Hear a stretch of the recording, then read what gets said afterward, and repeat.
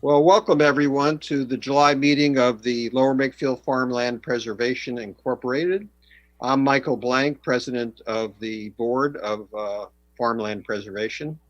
And joining me tonight are, and maybe you each can wave as I call your name, Dennis Stedman, our Vice President, Dan Bonikoski, our Treasurer, and John Lewis, who is our board liaison with the Board of Supervisors of Lower Makefield Township, is also there. We're waiting for one other person, that's Eric Yeager, our secretary, to join. So with that, I'll start with the first item on the agenda, which is the minutes from June 2020, and ask the board if there are any comments, corrections, additions, or changes.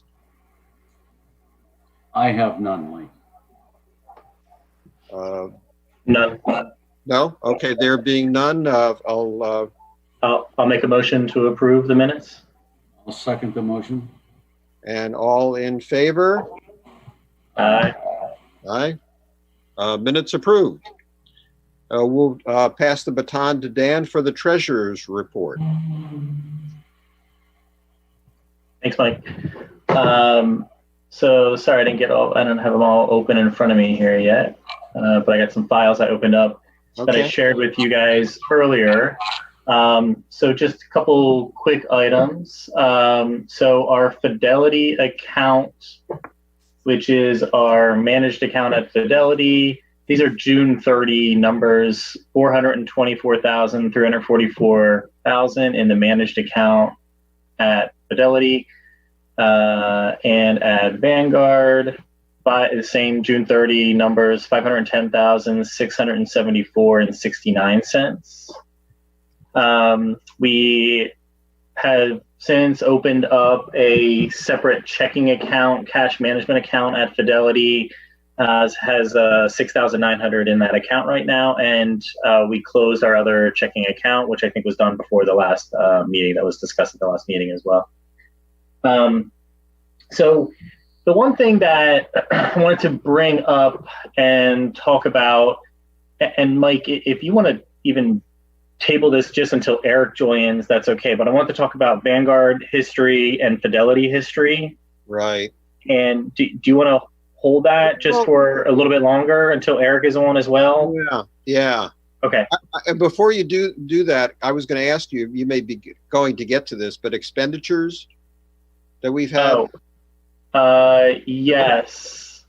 Because we did spend some money out of the checking account that you got going. Yeah. So it was all with Corcoran. Sorry, Mike, I didn't have that up in front of me. It was all with Corcoran. Right. I think I got it. Let me grab that then. But Okay. all right, so can we do this? We'll talk about the Vanguard and Fidelity performance. We'll wait for Eric. But also I wanted to talk about QuickBooks. So we had Eric. We had talked about potentially bringing on, or you starting to use QuickBooks. Bob Small, our accountant, had recommended QuickBooks as well. It would work out to also save them time and effort in getting our financials prepared every single year and our tax returns prepared every single year. They offered to backfill a lot of our data into QuickBooks as well, so that we'd have couple years of historical data in there too. It's not cheap. I mean, relative, so I think the version that will work for us is $25 a month. There's another version that's a little bit more, that's $40 a month, but I'm pretty sure the $25 one will work. There's also, and that's QuickBooks Online. Robert Small's office would be able to access it. We'd be able to access it. We'd be able to do reports by farm, by property, which is something that we've talked about would be beneficial. A little bit more better tracking of the expenses by property, by farmer, etc. There's also a software version of QuickBooks that you could download. over the long run, it's a little bit cheaper if you kind of have it for about a year and a half or 2 years before you upgrade. So I'm going to just check on that a little bit more, but just wanted to at least get it out there for you guys. I want to start this in the next 3 or 4 weeks. So I think we can maybe have a final decision next month, next meeting, to see if you guys are on board. But I just want to see if that level, even upwards of $40 a month, is a concern to anybody. Dennis? I think, you've done your homework. QuickBooks is a steady as a rock product. We need better financial analytics, tracking the expenses, as you said, by property and tenant and So $25 a month does not concern me. I think it's easily worth that to our organization. From my perspective, I don't know if you need to bring it to the next meeting. I mean, if you decide $40 a month is more appropriate, I think $40 a month is something I would support. I personally would be willing to give you that discretion, but Okay. Mike or Eric. Dan, I'd leave the decision up to you. I agree with Dennis. Do what you think's best. I'm in favor of this. I'm in favor of the more orderly taking care of our financial business, and I especially like the per field kind of reports that we might be able to get out of this. Yeah. And I did look at a couple other vendors other than QuickBooks. I don't think it's worth it. I think we should use QuickBooks. It's what the accountants want to use. It's what they're familiar with as well. I think it's much more of a standard product that I think will be much easier for us to work with. And it also will make, as I recall, I think it will make our accountant's job easier at the end of the year to bring everything together. Yep, agreed. Correct. Okay. Which will also save money and be a cost offset. Yeah. Yep. Yeah, good point. See, I texted Eric. Hey, sir. John. Eric is on. Yeah, the only thing I'm here. Oh, okay. Good. The only thing I was thinking about QuickBooks Online, in the same measure that we got the discount for Office 365, there's got to be a nonprofit discount. And then the other thing too is, if we're okay with a certain amount per month, often we can get a discount if we buy a year up front with those guys. They currently have like first 3 months at 50% off. That seems to be what the current offer is. But it'd be worth checking into the nonprofit mode if they do that, like Microsoft does. Yeah, I will check in with them. Great. Okay, so we have Eric on. So if you want to. Yeah. So let me hit expenses then real quick. So expenses since our last meeting, we had 3 checks to Corcoran. 2,350. That was for the large tree on the Bethel tract. And then we had a check for 400 to Corcoran for Makefield Brook bamboo maintenance, and Farmview 1 for $350 for bamboo maintenance there too. Okay, so wanted to go back then to Vanguard and Fidelity. So May 2019, we took $400,000 out of our Vanguard account and put it in a managed account at Fidelity. We left all of the remaining cash in the Vanguard account, which was more or less self-managed by us, the board, not in a managed account. The asset allocation at Fidelity was certainly, what you would say was more on the aggressive side, if you will, because we are very long-term focused, but not as aggressive as what we were doing self-managed at Vanguard. So if you look at 12 months performance for the Vanguard account and the Fidelity account, So the Fidelity account, 12 months through 6/30/2020. So we're at 13 months, give or take right now, or a little over with Fidelity. But I'm just trying to keep it, a little bit more easy at a 12-month time period. So 12 months ending 6/30/2020, the Vanguard account net of fees is up 6.09%. If you look at the Vanguard account for 12 months ending 6/30/2020, and this is accounting for income and expenses, it's up 6.2%. So really barely any difference, right? Which is Both of those are figures, the 6.09 and the 6.2 are net of expenses. correct. Okay. On the Vanguard side, net of rental income and our operating expenses that we have as Farmland, because all of the income came into that account, and yeah. Mike, you're on mute. If you say our income and our expenses, you were about even, or? So it was a net, I think we had net income over that time period of about $6,000. Oh, okay. So that makes it even more balanced between Vanguard and Fidelity. Well, I'm factoring that into that equation, into that percent yield. I'm factoring that in. Okay. Yeah, so very, very comparable. So, and I don't think the question is so much of the performance. I think that just proves it right there. It's not so much of a question about performance. It is going back to the motivation of why we wanted to do this in the first place, which was reducing the risk of the board and the board members for self-investing, self-allocating, and handling the investment decisions on the farmland assets without regular expert advice.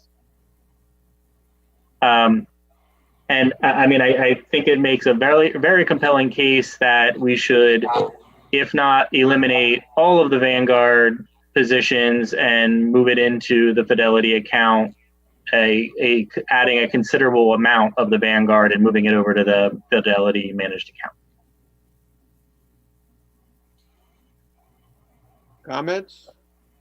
I would just make the comment that I do see the direct value of having a managed account, because an account that's managed by a board who has to meet by Zoom and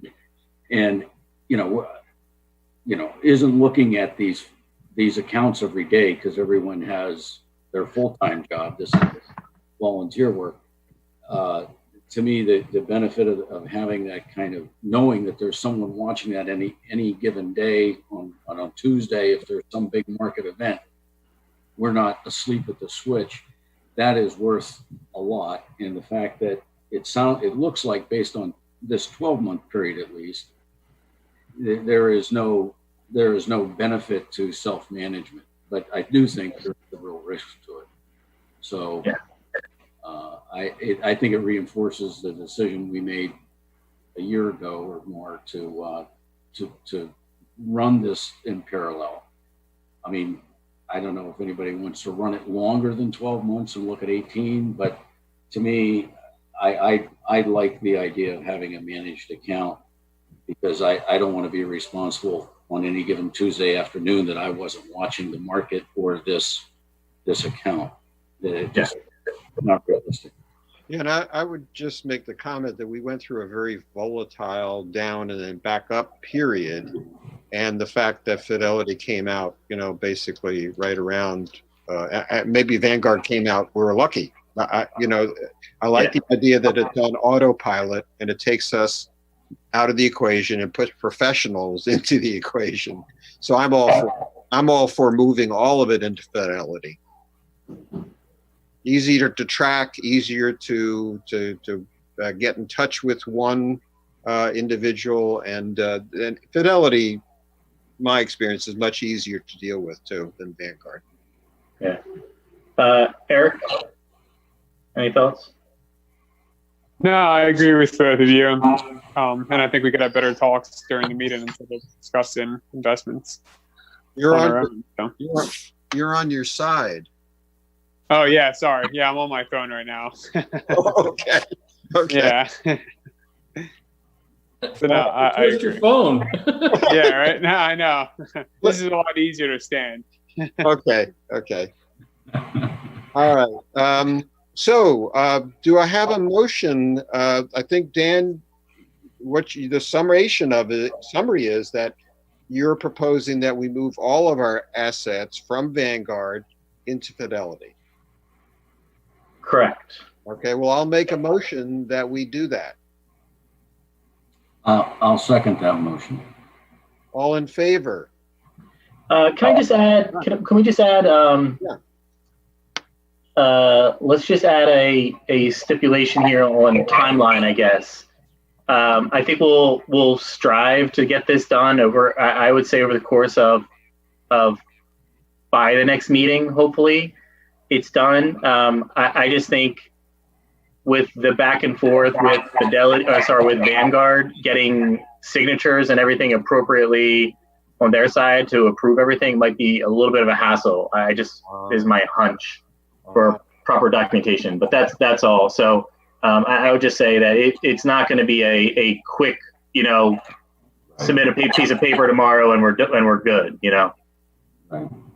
Yeah. You'll just but know what you need, what you find out you need. If Yeah. can help out, we'll do it. Yeah. I would just modify the motion to say that the board has decided to move the remaining balance from Vanguard to Fidelity, and Dan, you're charged to do that in as Great. Reasonable way as you can. Great. Reasonable time frame. Yeah. Good. If that's acceptable to everyone. Yeah, that is. Perfect. Did You we okay have with that? I thought we did, but I'm not certain. I'm sorry, Dennis. Did we have was that a No. So, Mike, you want to call for a vote?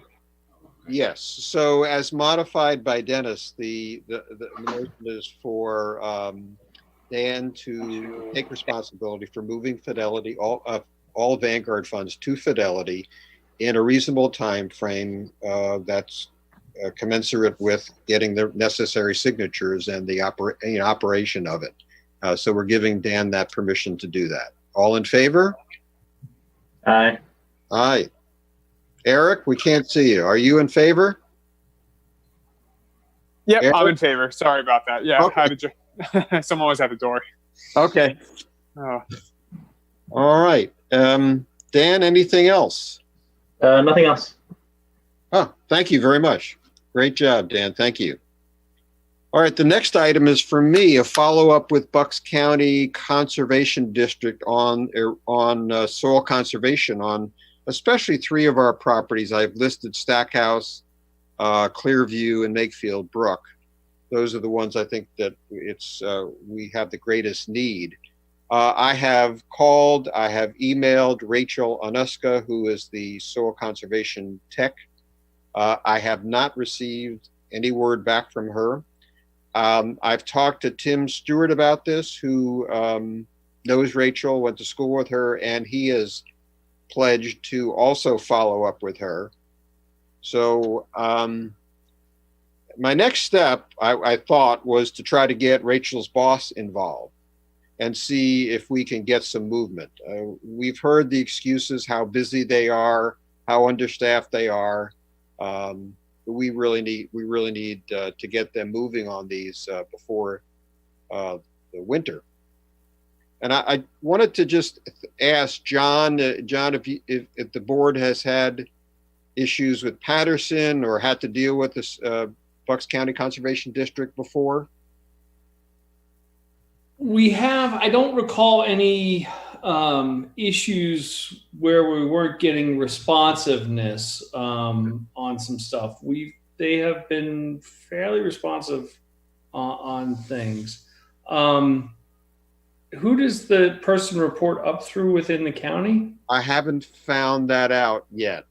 Okay. But does it go to the planning commission? Oh, I see. To what body? I think so. I think it is the planning commission. Okay. I can verify that. Because potentially that, you could CC somebody to kind of push up that way. Right. And The Soil Conservation District, though, is part of USDA. It's the U.S. It used to be Soil, now it's Resources Conservation Service, I think. Doesn't she ultimately flow up through that? I was under the impression that that's a separate reporting line, although they do collaborate. Oh, okay. All right. That's news to me. Yeah, but Okay. we can check on it. Yeah. No, I mean, just, I understand the squeaky wheel does tend to get the grease there, Right. pulled out by some of the farmers. Yeah. And, if Tim Stewart knows her well, which I know he does, may want to take his counsel as to whether we would be alienation by going above her, or if in fact it's productive. I mean, I'm with you that we need to get some action. You made it, but it's I don't know her, so it may take. You may want to talk to Tim and be sure he would support that, knowing the relationship. Good suggestion. We've been at this since February of this year, so it's been quite it's been quite a while. Or maybe it's February of last year, actually. Yeah, I think it's February of last year, so it's quite a while. John, I want to ask you, as who in the township has been dealing with the conservation district? Huh? Who in the township would be township manager or Jim Majewski, zoning. Okay. But which member of the conservation, is it Rachel you said was the woman's name? Yeah, Rachel, right. I got her phone number here, and this is organized as a separate sort of unit. And Rich Cressalt we've dealt with. He's environmental protection specialist too. He's been helpful, and he's responsible for LMT. So I think if we don't get a response from her, we can call him, and I've got all her phone numbers. I'll tell you what, I can't share my screen, but chat function is there? No. You could just send them over. Yeah, let me send you this link. Okay. I think it is pretty urgent. I mean, this organization is called Farmland Preservation. And we have some circumstances where the soil, the land, is eroding away. And our farmers are taking intermediate steps, which is necessary and appreciated. But, we really need these comprehensive plans through the Soil Conservation Service to really rectify it. And time is it only gets worse with time. It doesn't get better. Mm-hmm. Or stay the same. It only gets worse. Yep. So, John, you're going to send those names. I'm working on that now. Okay, great. All right. So we'll continue to follow up on that. I'll take that as my action to keep pressing on this. So I'll close that item out and move to winter cover crop discussion. So I wanted to bring this up again because I heard an interesting story on the radio. I wasn't aware that less than 50% of the farmland in the U.S. is owned by farmers. The majority of the land, I think it's slightly over 50%, is owned by entities, by property owners who are not the farmers. So just like in our situation, most farmers lease land, they're tenant farmers. And they talked about how some of the landholders are more benevolent than others, and that they allow for some of the land to grow for the farmers, or they set aside some of the land and don't charge them for it to grow wildflower areas and make it more natural, not just, farmland. And the other thing they talked about was that some of the landowners actually encourage cover crop usage, and in some cases actually pay for it. So I wanted to rediscuss this, because I know that, Dennis, you had mentioned about the no-till method, and you sent us that video, which was very helpful to see how it actually is done. Leaving the crops intact, and then they're protective and prevent soil erosion just by not tilling, not grinding and regrinding up the soil. So I just wanted to bring that up and see what you thought, whether there's anything that we felt as a board we might or could do to encourage cover crop usage, if we think that would help. And Tim Stewart, I talked to him about this, and he is in favor of it. He would have to spend some money on an attachment to get the seeds in the ground before, he would want to get seeds on the ground for, let's say, winter rye before the corn's harvested to get it started. So I'll just leave it open to the board for other comments now. Well, I mean, a winter cover crop, certainly the purpose of it is to conserve soil or to prevent erosion. So it is beneficial. I'm happy to hear that Tim Stewart will be open to that. I mean, the Stewarts are the largest land tenant, the farm tenant we have. Right. I guess my thought is maybe we should, as a board, prioritize what fields we would want to see cover crops on. What are our priorities where we have issues that are maybe more important and in some fields more than others, and then sit down with the stewards and have a conversation and see where they're coming from and what's involved, and just have a dialogue on it and see where we go, because obviously they have to execute anything that we desire.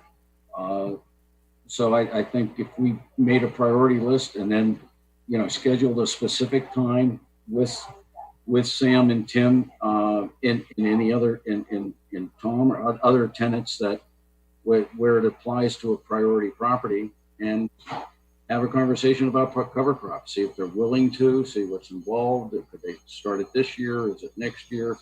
Do they need some support from us? Do they not? We have a good open dialogue with all of our farmers, so advantage of that relationship and just talk about it. That would be my Yeah, I talked to Sam last year, and they actually did do winter rye. I don't know exactly what fields, but he said that the geese tend to eat a lot of the seeds. So basically the winter rye can't even grow, basically, because the geese just eat the seeds and just kill it. So they have done it, and I've talked to them as well. So they don't even till the land. They have this machine that only tills an inch into the ground, enough for the seed to be planted. So that's a great thing as well. So they don't do the full till like 6 inches deep. They just do an inch deep, which is great. So no topsoil runoff as well. So, and as explained to me, Tim mentioned that if he can get the seed started before the crop is harvested, number one, the geese are less likely to get to it. Yep, exactly. Number two, the seeds have a chance to germinate and get going. So by the time they do harvest their crop, then it starts to come up. If they wait, then they economically have competition with themselves to get their pumpkins where they make more money on, get that off the field, and that gets their attention first, rather than putting down cover crops. So that's a great idea, Dennis, is just to sit down with them and see where they're coming from, where we might be able to help, depending on what they need. And I'll take that as an action to get a meeting together with them. And I know, Dennis, of course, you're saying you'd like to be part of that. Eric, Dan? I don't think we. Yeah. Eric, okay. Yeah, I don't think that I need to be a part of it necessarily, but I agree. I think that seems like the right approach to at least have that initial conversation. And I agree with Eric. I recall that maybe not all, but I think a majority of the fields did have some sort of winter crop last year. But maybe it's a deeper discussion around the timing, before it's actually harvested, all of this other pieces too. Right. And just or I guess specifying in addition, if it was corn planted in the field, it's not just then do no-till and move on, but it's still a winter crop versus if it's soybeans, where I think they were more likely to do a winter crop. So that it should be for any situation, I guess. And high on my priority list would be Clearview and Makefield Brook. I know they did not have cover crops last year, and erosion issues, topography issues with both of them. So, and I presume Stackhouse would be the other one. Yeah, Farmview too. Both Farmviews. I mean, Well, I think that I'm less worried about both farm views. There are issues there that need rectified, but it's not that gully situation that's kind of nearly explosive. But I agree with you. They should be on the list too. But if somebody put a gun to my head and said pick your top three, I think it'd be that Stackhouse, Clearview, and Makefield Brook, but it should be on.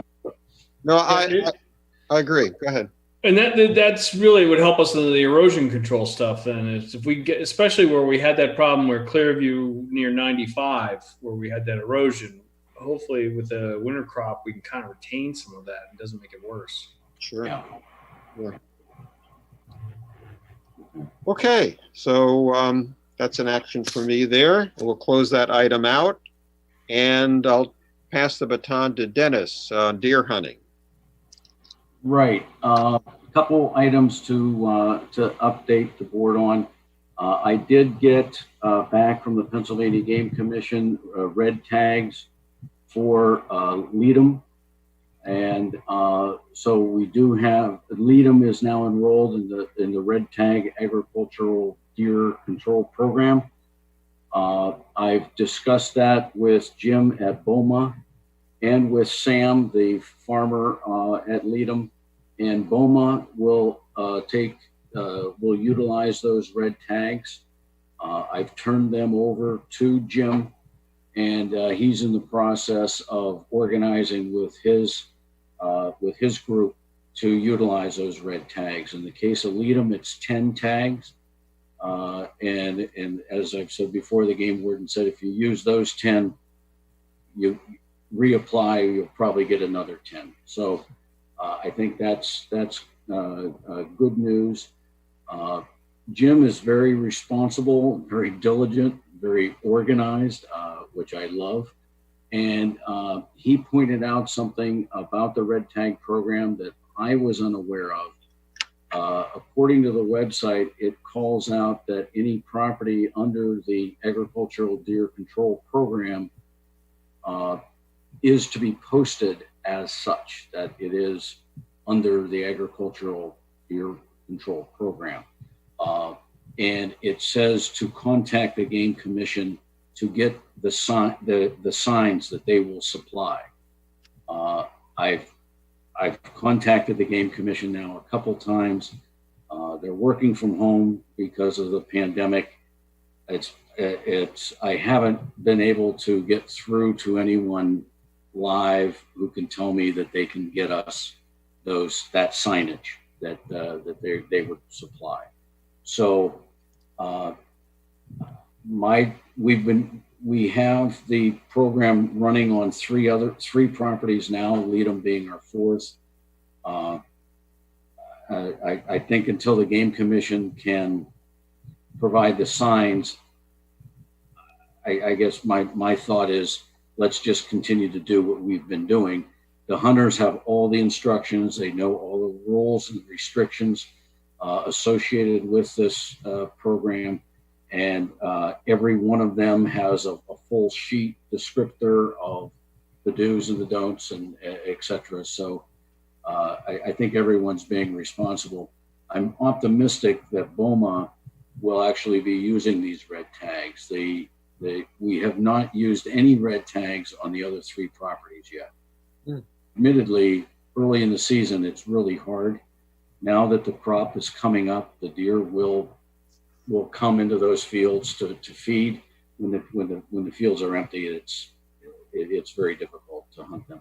So let's see how BOMA does. As we've said before, this is kind of a trial year, 2020. If the red tag program works, we can continue it into following years with Farmland's support.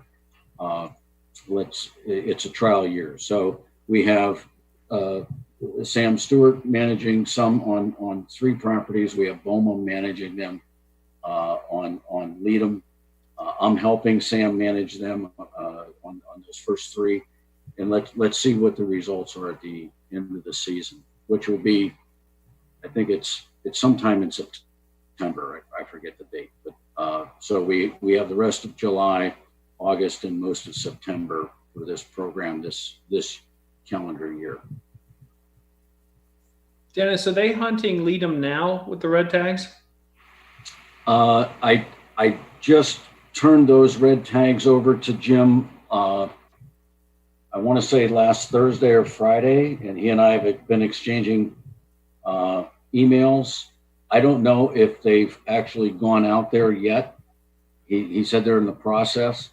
I do owe him one more communication to say that, I think we should go ahead without the posting that is called for on the website. He was kind of waiting to hear if we would get that signage, but if my fear is the season will come and go with what's going on in Harrisburg. I don't believe they're out there today. They've been out there prior to today. Okay. They do hunt Leadham in deer season typically, but that is one of BOMA's properties. So they're very familiar with it, and this just opens it up to a wider season for those same hunters. So he's not waiting on the township for anything though, right? No, he told me he wanted to get township permission. Yeah. He operates with an abundance of caution, and yeah. He said he emailed me and said he has township permission. Okay, good. He's not waiting on that. If he might be waiting on this signage thing. I was trying it again today. I'm going to tell him with this, if this board agrees, concurs that we should go ahead without the signage. Yeah, because I sent an email saying I strongly support letting BOMA in there as soon as possible, because it is really, really difficult now with the deer situation. Yeah. Oh, yeah. Oh, I mean, looking at my property, I have deer eating things. I've lived there 32 years. I've never had deer. Yeah. Where I have deer now. I know the population is. Yep. Yeah. Yeah. They're heavy. They're out there. Yeah. So I might have been writing, Dennis. Remind me, what do the signs say? It's a sign that says, in essence, participating in the agricultural deer management program. Okay. Agricultural deer management program is the formal name of the program that everyone calls red tag. I see. Red tag is a shorthand for that longer title. Well, I guess the idea would be to prevent people getting worried that someone's hunting out of season.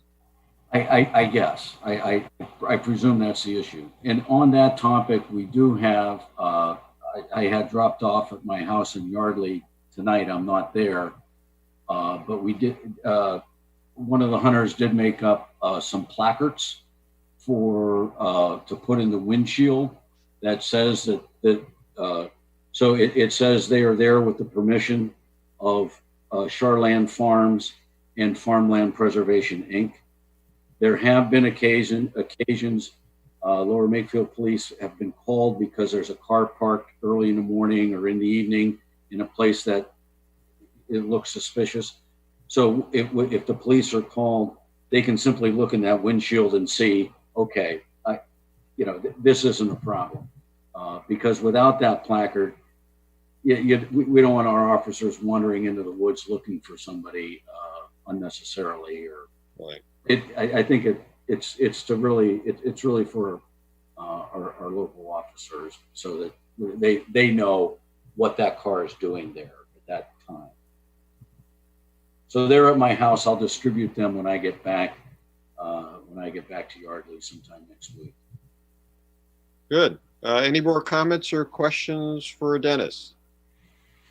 I think it's great, and it's going to be really interesting to see how it works out, how many tags they use, Yeah. And I think you said it. It'll be a great 1-year experiment here, and see then what we can modify for next year, and hopefully get OMA on more of the properties.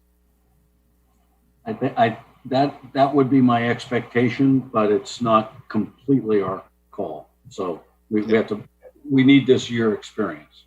Yeah. I agree with Dan. Kudos. Great job, Dennis. Appreciate everything you're doing there. Thank you for the tremendous work. You're welcome. Okay. Let's move on to, so the next one is for Dan and Eric. Up there, a couple of, several trees on Farm View 1.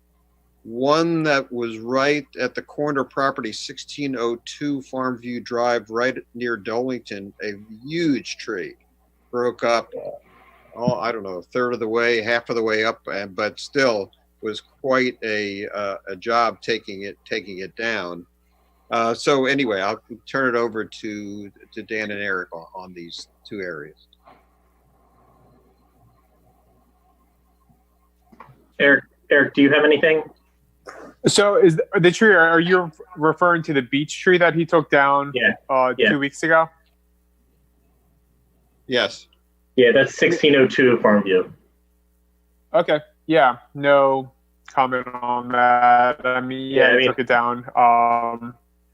Yeah, I think he got that done within, he said within a week or so of us being, talking with him, because I think he was trying to get it done pretty quick for the crops there and everything as well.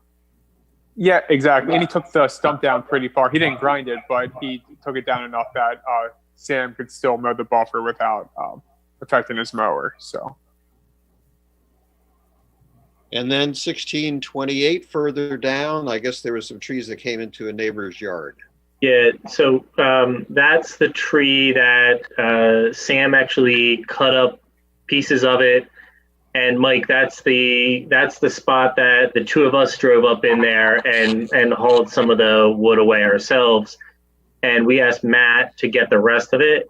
And Eric, unless if you happen to know or have visually looked at it yourself, I haven't, because we're at a point that you got to walk back up in there to see it. You can't really see it from a road or driving by.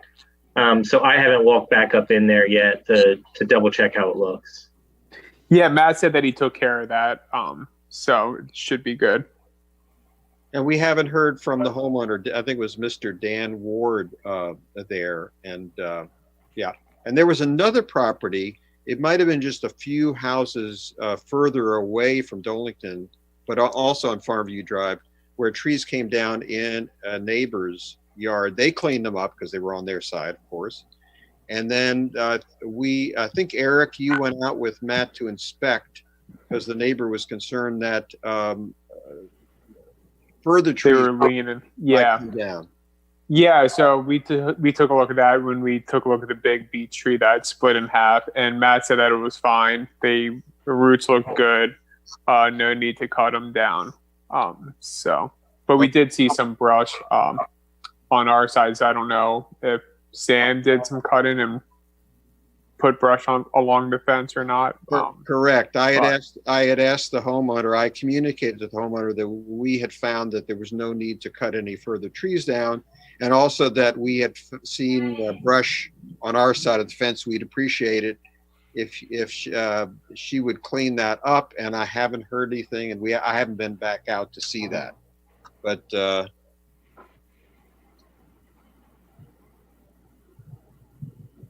think we can consider that done.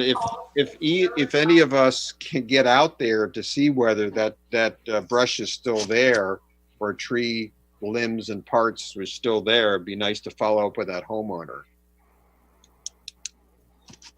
Yeah, I could try to do that maybe next week. I could try to take a walk if it's not too thick. Hopefully not. Yeah. Okay. I'm just writing a note here.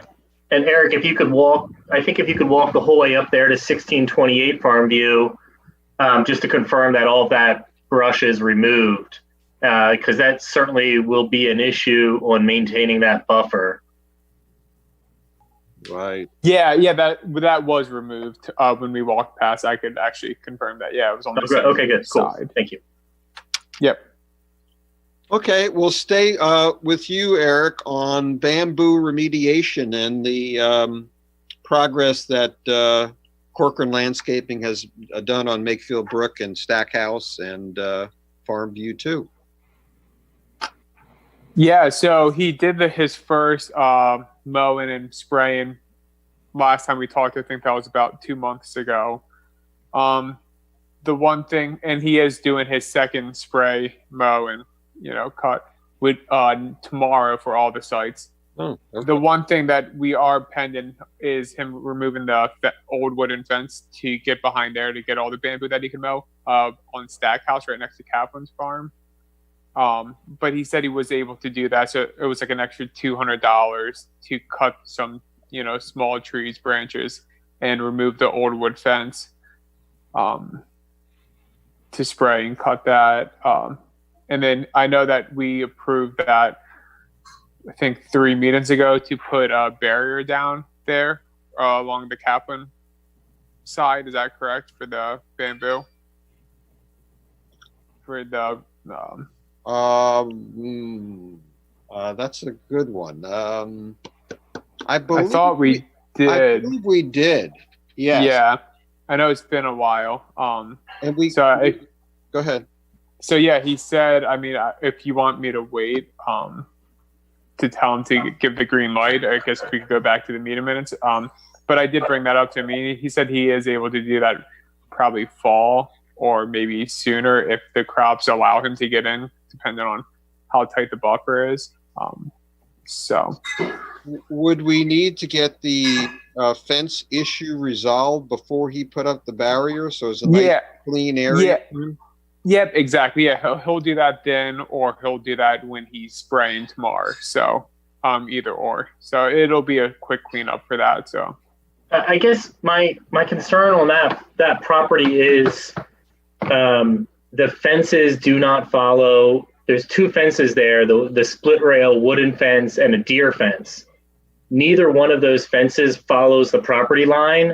So Corcoran can't base anything on that material that he's putting in the ground. He can't base it off of a fence line. And we also need, Dan, we need Kaplan's permission, or at least we need to contact him about what we can or can't do with the fence. Correct? I think out of that might be more of a courtesy than necessarily some sort of requirement, but I think it should be the courtesy that we extend. Would you be able to get in touch? I can certainly reach out to him. Eric, maybe we try to do a call with Mr. Kaplan, the both of us. So you can relay, and then you can relay any message to Matt Corcoran. okay, yeah, that sounds good. Just let me know when. Okay, good. Yeah, that would be good if you guys could get in touch with him. Now that's Stackhouse and Kaplan. What about Makefield Brook and Farmview 2, Eric? So he said those properties look really good with the bamboo. It's barely grown back. But he'll take care of those properties tomorrow as well, with his quarterly maintenance. Okay. Now, Farmview 2, there was only a few shoots. Doug Riblet actually took a photo and sent it to the rest of the board. And there wasn't much there, and I'm wondering if Matt has actually seen that area again. That's back behind 7 Sunnyside Lane. Yeah, exactly. Yeah, I know where that is. Okay. So I took Matt there. Oh, good. Like 6 months ago to take a look at it because I know there are some shoots there. I don't think that was in the contract for him to spray there, was it? I'll take a look back, but. Well, if it isn't, we're saying, it should be. I think that's okay. Okay, great. Yeah, I'll tell him that. I mean, so I think as you were out there, Eric, or getting word from Matt, I mean, I think this may come back to some sort of notification to the homeowner. We may have an obligation to notify the homeowner then as well. Well, the history there, Dan, was right that the homeowner did put up a barrier. Right, but I think the picture shows that between their barrier and our property line, so still on their side of the fence, but in between the barrier and the property line, there's bamboo that's coming out. Yes. Which would be their responsibility to get rid of it. Right. Yeah. Then the bamboo on our side, even if it's minimal, even if it's a couple of shoots, we still would have to do that. But you're right. She needs to be notified that has to be taken care of. Yeah. So I'll tell you what, I will take that because I think I've been in touch with her before about bamboo on her side. Now, Mike, the enforcement officer, Mike, I always forget, John, his last name. Mike Kirk. Yep. He's been in touch with her and that neighbor, and actually that's the cause of her result was her putting up the barrier. Okay. Now, since there's new growth between the barrier and her fence that is endangering ours property, is that something Mike could get involved in again? I would think so, yes. He's the enforcement officer for the bamboo ordinance. So, okay. And he could go inspect to see if it's, make the determination if it's the homeowners or if it's farmland preservation's issue. Okay. Good. I'll get in touch with Mike on that. Yep. Yeah. Yeah. Okay. Bamboo. Okay. So that's Farmview 2, but Makefield Brook and Stackhouse, Eric, you've already updated us on that. So I think that closes out that topic unless there's any other comments there. Mike, if I could. Sure. I just received a text from Jim Kovalchuk of Beaumont on this topic of the signage. And he has gone down another route through a different game warden to try to procure that signage. And he'll find out more about that tomorrow, so it's kind of live on stage. I've given him permission to hunt without the signage, but he's working it as well, just so everyone's aware. Thank you. Thanks, Dennis. Excellent news. That's good news. Great. All right. So our last item, last item before we go through action items and other business is our operating principles. Now, this is something that's really more of the internal workings of the board. It's something probably more suited to an executive session because that's what it's about. I can put it up at your choice. Can I? could put it up on the screen. We could look through it. I think everyone has looked through it and made comments already. Let me just ask, has everyone had a look at it? Dennis, you're shaking head. I know Dan has. John? Yep. Oh, great. Thank you, John. And Eric, have you had a chance to look at it? Not yet. Okay. Well, I'd appreciate we all would appreciate your looking through that. And once you've done that, why don't you take a look at it, Eric? Let me know when you've completed it. Then I can sort of let everyone know that they're done. And we could have a look through again and then approve them. Sound like Okay. Yep, will do. Okay. All right.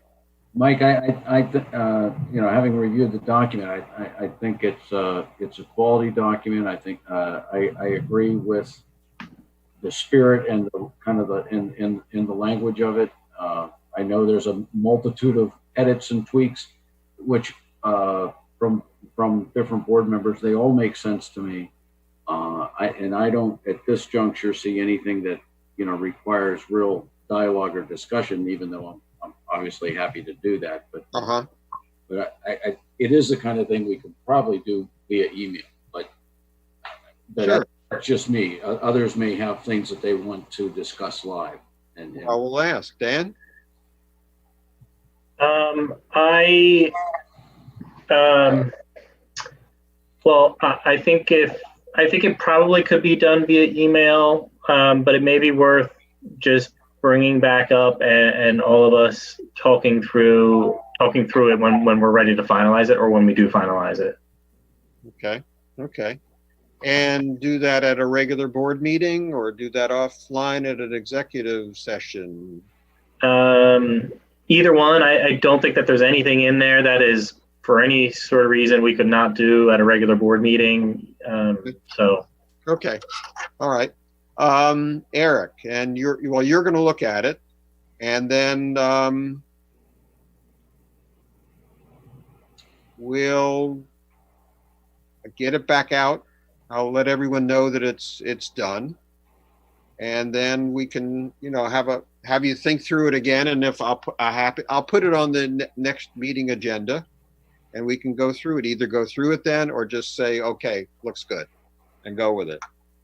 But I appreciate everybody taking this the way it's been intended to give us a better working relationship with the board, clarifying some things that I thought would be clear to everyone. But of course, when you don't actually put it down on paper, like reimbursement for expenditures and things, small things, but people have come from different angles. And this type of a document helps settle those and makes it clear to everybody. So that's great. Okay. So that's me, operating principle. Let me just put that down. And the next item is action items. And I'm sure I've left things out, but I'll just quickly go through them. So I have an action here to schedule a meeting with Tim, Sam, Dennis, and Eric regarding cover crop. Now, Dennis, I don't see you down here for many action items. Would you be willing to take that on? Yes, absolutely. Okay, good. Spread the wealth. Good, yep. So give that to Dennis. Myself, I'm going to look at what John is sending along as far as the reporting relationships of the conservation district, et cetera. Yep, you should have it.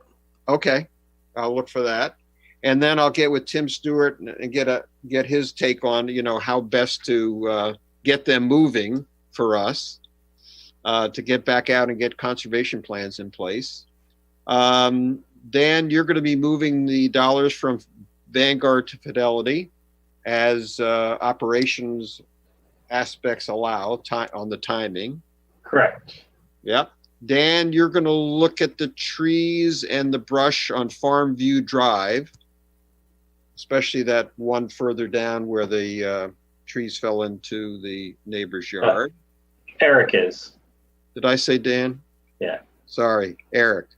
I meant Eric. I wrote down Eric. Okay. Dan and Eric are going to contact Mr. Kaplan regarding the fence, and then make a decision. We'll make a decision on the barrier for the bamboo barrier after that. I'm going to get in touch with Mike Kirk regarding 7's Sunnyside Lane, the bamboo. And I'm going to find one. So Eric, you're going to look at operating principles. You're going to look at that document, and then you're going to let me know, and then I'll get them out to the board. Sounds good. Thank you. Any action items I missed? Nope. Okay. Other business. So we have in the past usually canceled the August meeting, give us a little bit of a summer break, and then resume in September.